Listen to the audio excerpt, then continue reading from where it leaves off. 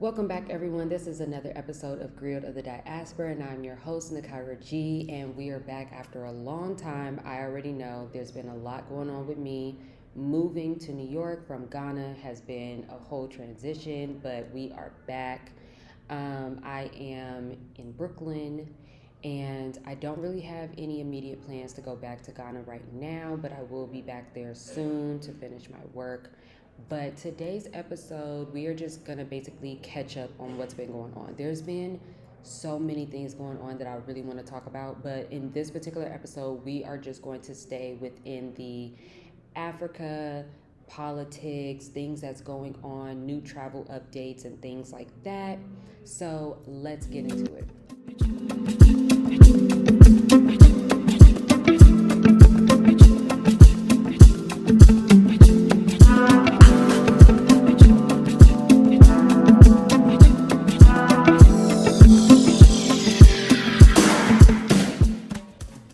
Okay, so first I want to talk about the Akon City situation. So Senegal's government has decided to scrap Akon City.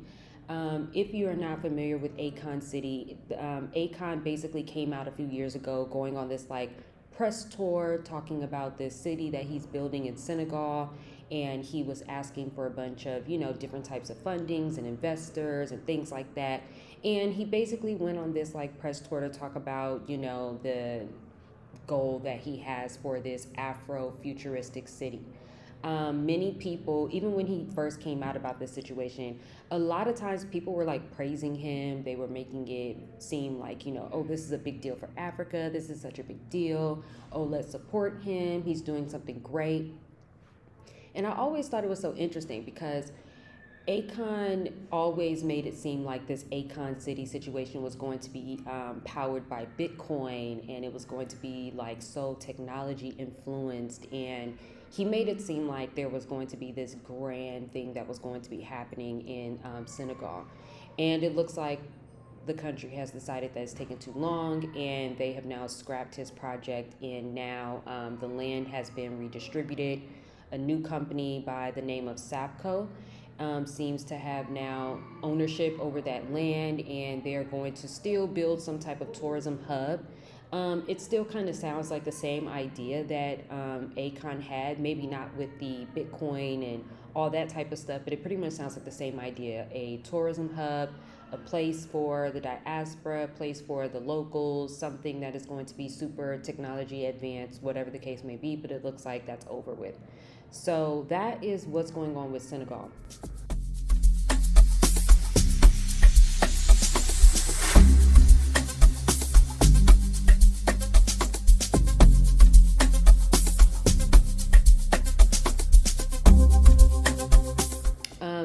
But recently, I hope you guys have been paying attention to what Trump is doing, because even though Trump is the American president, it just feels like he's also interrupting and disrupting every other country that he doesn't even visit.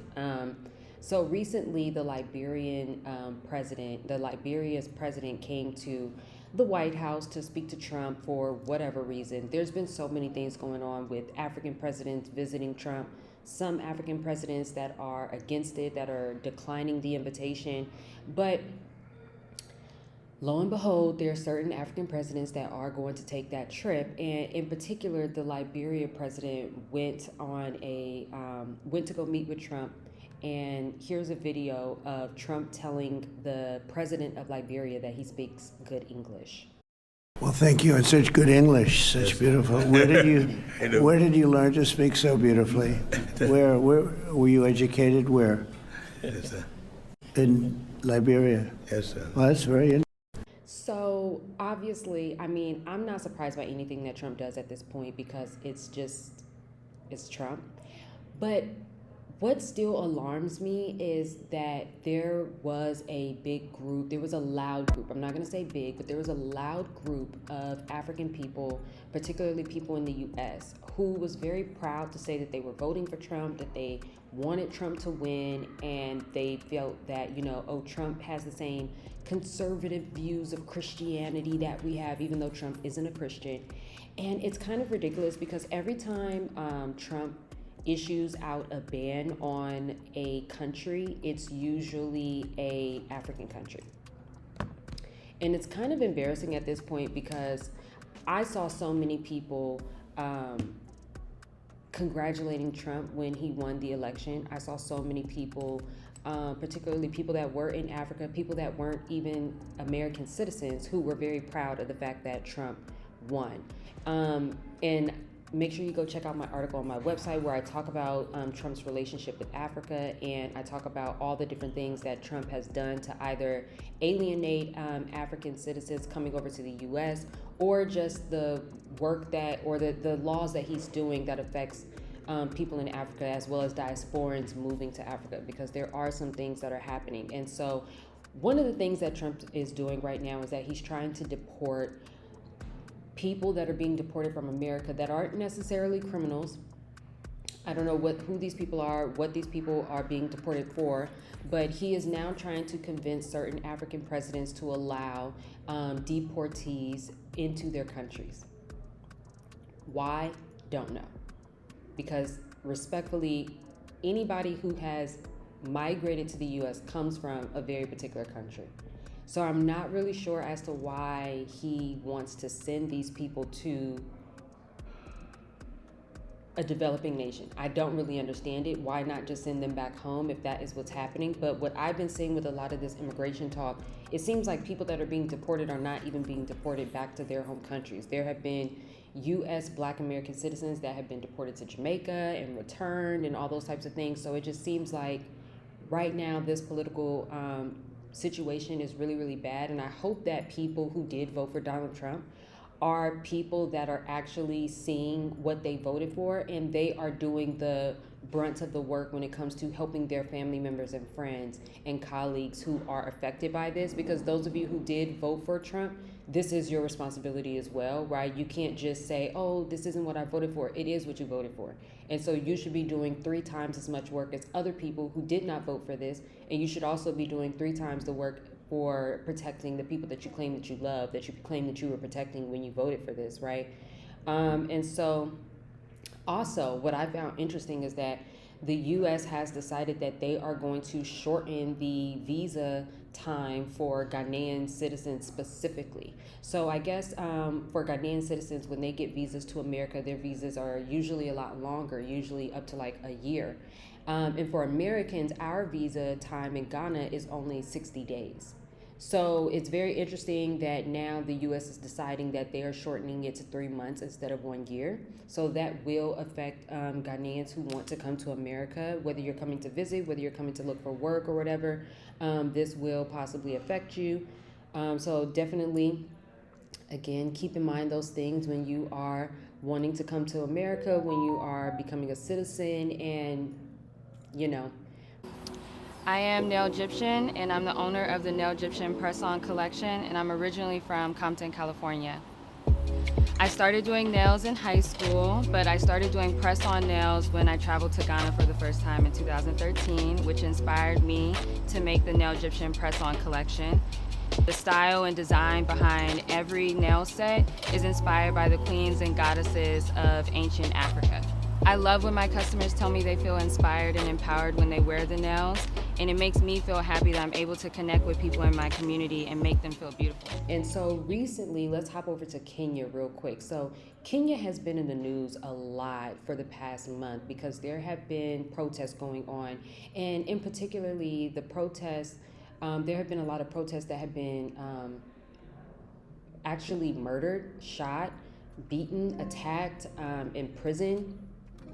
And President Ruto seems to be for it. It seems like he is constantly coming out saying, you know, to the police, get these protesters, get them off the streets. It seems like he's very anti-protest, which I can understand because the protests are against him most of the time. It's against his leadership.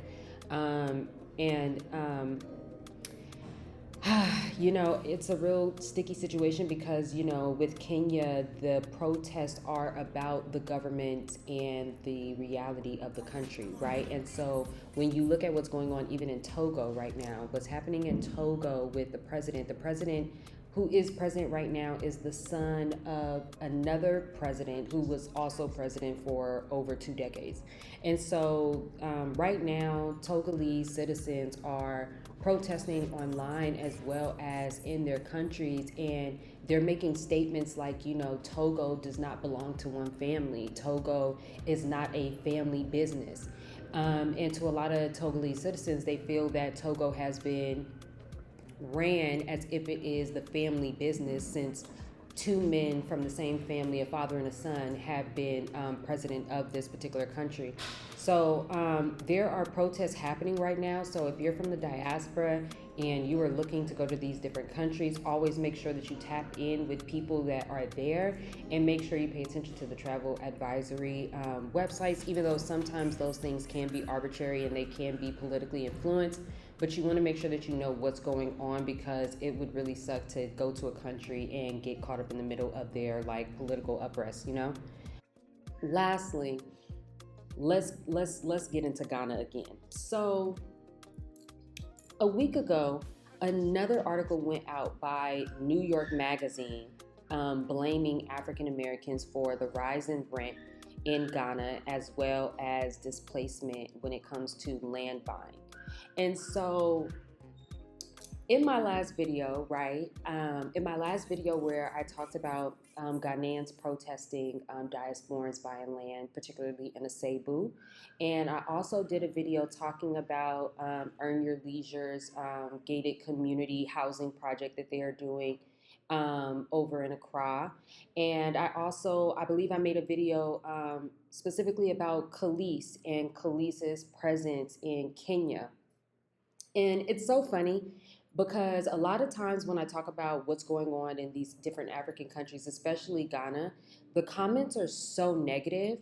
And a lot of people who do YouTube in Ghana, a lot of people who do social media influencing, and a lot of you people who magically started becoming real estate professionals the moment that you got to Ghana, I just want to remind people that whatever you put on the internet is public, right? It's public record. So if you're on Instagram and you're saying, I am a real estate agent for this land, I am a real estate agent for this developer, I have every right to mention your name when I'm talking about a particular land or a particular development. And I'm also responsible for giving out information that I've previously talked about in my videos, considering I did videos on Asebu where I actually went to Asebu and met with people who were distributing land, as well as people who bought land and were living there, and got their actual accounts of what was going on. It is now my responsibility to keep up with what's being said about this particular area. And so what's interesting is that when I did the video about Ghanaians protesting against people in Asebu, that came from an article that was written by the Africa Report. And it was so funny because I got comments that were saying, oh, this isn't true. But then there were comments that said that it was true. Right? There were comments that were saying, I live in Asebu. Go check out my comments because they're there. I don't delete comments. There are comments there from people who do live there who are saying, this is my story. This is what happened. I'm still in land litigation for over 3 to 5 years. I still have not received my indentures in over 3 years. There are people who have these experiences, right? So I really want people to kind of be careful, especially when you guys are becoming public figures for traveling to Africa.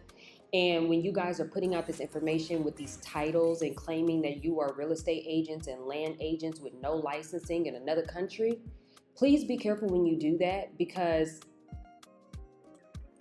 it's public knowledge. It becomes public records. And I would hate for people to say things like, I am doing things for clout, or I am doing things to gain attention, because then that's going to force me to have to pull receipts. And I don't mind doing that. But anyways, another article that I did not write came from the New York Magazine. And it's basically, again, blaming Black Americans, particularly, not any other group, particularly they are blaming Black Americans for the rise in rent and the displacement in land buying. So I want to, again, for the 1,000th time, break down how I feel about that. And then I want to also give an account of how a lot of Ghanaian citizens feel about this situation, right? Let me give you the reality of what it's like for Ghanaians seeing Black Americans come over into Ghana and being able to afford these, even if it's not a luxury apartment. People, Ghanaian landlords, for the most part, are hiking up the rent when they hear someone's accent. And then what happens is that some people, some landlords get so greedy that until they get a diasporan or a foreigner or somebody who is willing to pay a particular price for a property, apartment, a house, whatever the case may be, they would rather leave that property vacant for months and years if that means that a local Ghanaian person does not live in there because they do not want to lower the amount of rent. That is what is happening in Accra. Okay? I think that it is unfair to say Black Americans are causing the increase in rent. Black Americans are not the landlords. So we cannot be at fault. We are the one paying because we are the ones trusting that people that we speak to are telling the truth about things, right? And so the reality is that this is what happens in Accra. This is what happens in Ghana. When you are a foreigner, it is basically okay for people to lie to you. It is okay for people to give you a different price. It is okay for people to haggle you. And in every aspect of purchasing anything in Ghana, it is a negotiation, right? I have been lucky to not have certain problems when it comes to housing because I speak the language. And a lot of times I also am referred by another local Ghanaian person. And for the most part, if I'm being very honest, most people do not realize that I am a foreigner, mainly because when people first meet me, I speak the language, right? That gives me an advantage in the housing space. So I personally have always paid local pricing. However, when diasporans come into Ghana, there is no Zillow, there is no apartmentfinder.com, and a lot of the websites that people use like Gigi and things like that are not reliable. So for the most part, you do have to rely on somebody that you know. And you have to rely on somebody that you know that is also educated in the real estate and housing experience, right? And so I think what's happening is that it's easy to just say, oh, Black Americans are to blame. Black Americans are not the majority of landlords. Other foreigners, as well as Ghanaian citizens, are the majority of the landlords. It's not the Black American population. I know plenty of Black Americans who live in apartment structures owned by the Lebanese. I know people who live in I know Ghanaian people who live in apartment structures that are owned by Chinese people, right? So I think that at some point, we have to stop doing this like blame thing. Black Americans don't have that much power in Ghana, just like how we don't have that much power in the US. We do not have that much power. Landlords are the cause of rent increases. So you have to look at who is the landlord of this property. And you have to ask them, why are they willing to allow their properties to go vacant for months and years until they find somebody who is willing to pay an over-exaggerated price? That's the question that should be asked. Now, in terms of with land, I do want to talk about that as well because there is a reality of displacement when it comes to land. Now, for the Black Americans, when we come to Ghana, we don't know who was on this land. We don't know what their story is. We don't know who was displaced. We don't know what the land was used for. We don't know that. Again, Black Americans come into the country trusting the things that people are telling them. I can't sit here and say, oh, they need to do more research. They need to do that. You could do all the research in the world. You could read every book. You could do all the research in the world. If somebody decides to lie to you, somebody decides to lie to you, right? And so the reality is that, for instance, right, there are particular lands in Ghana that have some type of history. Maybe they have a chieftaincy history or something like that. that is something that the person selling land has to inform the diasporan about. This land used to belong to this family. They're selling. Why the family is selling land? What was the land used for? Most people don't even go to get the land tested to see what minerals are in it. People don't do all of that research. And so what's happening is that, like with the Cebu, people in that area, the local people in that area are claiming that there were parts of the land that was supposed to be designated just for this Pan-African space. There are people that are claiming that now it's expanded to outside of that and it is affecting the neighboring villages. There's also claims that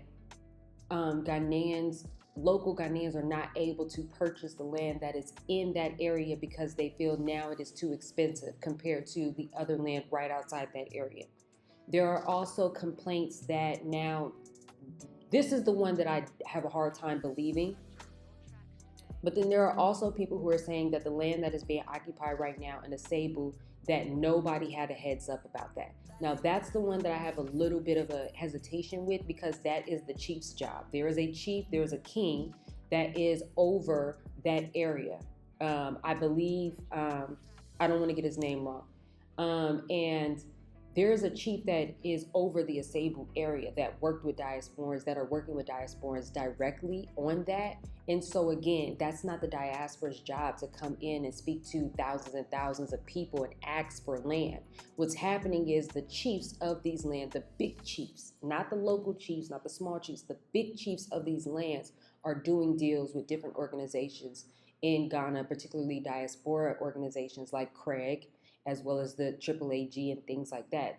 There are deals that are being made between those two entities, and I think that a lot of people who are not within those entities don't really know what's going on both sides, locals and foreigners that are coming into the country. So again, my perspective on that is just, you can't blame people who don't have the power to change it. We don't have the power to change it. Do you think we want to pay 5 times, 10 times as much of rent as the average Ghanaian person? Nobody wants to do that, right? So we have to ask the question, why are landlords able to do that? Why are the laws not regulated enough? Why? Because there are laws in the country that say you're not supposed to charge in dollars, yet people still do. There are laws that say we should be on a month that no landlord should be collecting more than 6 months rent at a time, yet people still charge 12 months rent at a time. There are people that charge 2 years of rent at a time. So again, I don't know how we can blame Black Americans for the power that they don't have. And we're excusing the people that are selling the land to them. We're excusing the people that are putting up these housing prices. We're excusing them, and then we're blaming people who don't know any better for purchasing it, for buying it, what's being advertised to us. And again, the only reason why I speak up about this is because what happens is that there are a lot of people on the continent who genuinely think that Black Americans are walking around their country and stopping on some land and saying, oh, this is mine, I like this land. Nobody is doing that. I just want to make that very clear, that nobody is doing that. Anybody that is buying land that is a diaspora, and especially a Black American, they are buying that land because somebody who is a local told them, I have land you can buy. I have land I can show you. My family has land. My da-da-da has land. My this. That's what's happening. This is not a situation where people are just walking into someone's country, getting off of a plane and seeing some land and some trees, and they're like, oh, I want this. That's not what's happening. Any land that is being bought is because it was offered. So we need to pay attention to who is offering it, why, how, when. Is it legal? Is it fair? Are they being fair? Are they operating out of greed? And why are there real estate and housing listings that literally say this is for foreigners only? That is what we need to talk about. But blaming it on the consumer market that landlords are now attracted to, that's disingenuous, right? And so, like I said in all of my videos, I'm not on either side. I think that there are missteps on both sides, but at the end of the day, I just don't think that you can blame the party that has the least power in a country that they have no power in. I just don't really see how that works. So anyway, that's it for this video. Like I said, I know I've been gone for a long time, but make sure you visit my website, grieledofthediaspora.com. I have nails on there. I have new products on there. I have notebooks. I have t-shirts and things like that. So make sure you check it out. Until next time.